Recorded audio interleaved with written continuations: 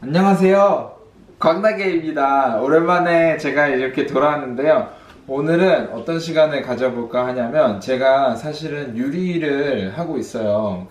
이번에 국가 기술 자격 시험이 있었는데 그게 유리 시공 기능사 자격증이라고 합니다. 근데 지금 아들이 옆에서 놀고 있어가지고 네. 상시 시험이라서 찾기가 되게 힘듭니다. 그래서 지금 약간 숨어있는 자격증이다. 한 번에 붙었습니다.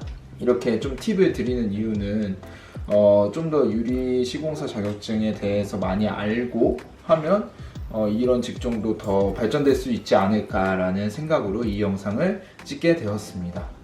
일단은 국가기술 자격증이기 때문에 안전장구가 필수적으로 필요해요. 사이트 들어가시면 준비 물품이 나와요. 준비 물품이 나오는데 그거를 제가 봤을 때는 다 챙겨갈 필요는 없는 것 같아요. 이런 식으로 나오는데 뭐 걸레, 검정 매직, 고무 망치, 닛바, 드라이버, 망치, 방울 집게, 보안경 뭐 이런 거 다 챙겨와야 된대요. 근데 확실한 거는 안전모 그리고 이 안전대 그리고 안전화는 필수적으로 지참을 하셔야 됩니다. 왜냐하면 유리 시공 같은 거가 위험하잖아요. 위험하니까 일단 국가 자격 시험이다 보니까 이런 안전 장치들은 무조건 필요한 걸로 숙지를 해가시기 바랍니다. 저는 이 위에 있는 공구들로만 시험을 봐서 합격을 했거든요. 일단은 고무 망치는 거의 안 썼어요.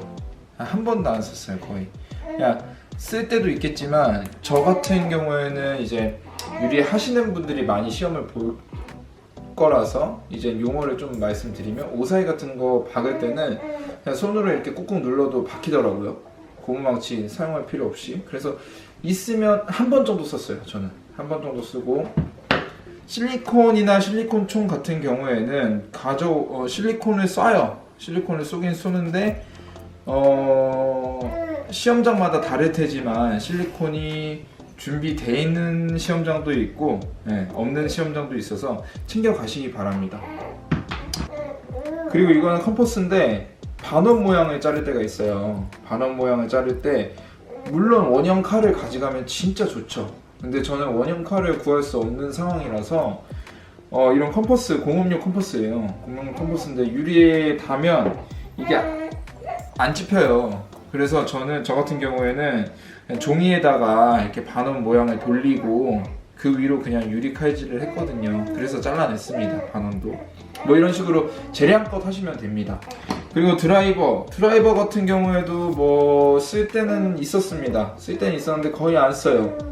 솔직히 말해서 필요하신 분들도 있으니까 저는 안 썼습니다. 꼭 여기 그리고 준비물에도 있으니까 챙겨가면 좋을 것 같아요. 그리고 가위 같은 경우에는 챙겨와서 칭찬받은 정도? 이것도 거의 안 쓴다고 보시면 돼요. 근데 챙겨가면 잘 챙겨왔다 이렇게 칭찬은 받을 수 있을 정도입니다. 그리고 제일 중요한 건 유리칼이죠. 유리칼이랑 이제 유리 자를 수 있는 이거 뭐라 그러죠? 뭐라고 하던데 어쨌든 저는 유리 잘하고 하겠습니다. 그 다음에 이거 집게, 이 유리 자르는 집게죠. 보통 얇은 미리수를 자를 때 쓰는 집게인데 저는 또 거의 안 썼어요. 이것도 거의 안 쓰고 한 번 썼나? 어쨌든 필요한 거죠. 한 번 쓰면 한 번 쓰고 한 번 써서 이건 저는 필요했고요. 닛바 같은 경우에도 저는 안 썼습니다. 닛바는 절대 안 썼어요. 닛바는 절대 안 썼고 그 다음에 이거를 유리 주걱이라고 하더라고요. 근데 저희 이제 유리 하시는 분들은 보통 헤라라고 하죠. 헤라도 한 번 썼습니다. 한 번 썼어요. 실리콘 쏠 때 한 번 썼습니다. 그리고 제일 중요한 거는 네임펜 같은 거 이제 유리에다가 체크해가지고 잘라야 되니까 이런 거는 꼭 챙겨가셔야 되고 빨간색 볼펜 절대 안 돼요. 시험 보실 때는 무조건 검정색 볼펜으로 하셔야 됩니다. 그래서 이 위 도구 가지만으로도 저는 합격을 했어요. 합격을 했고 이 행주 같은 경우에는 그냥 더러운 부분 청소할 때 필요하다고 했는데 거진 보니까 청소를 그렇게 빡세게 하진 않는 것 같더라고요. 근데 저는 빡세게 했습니다.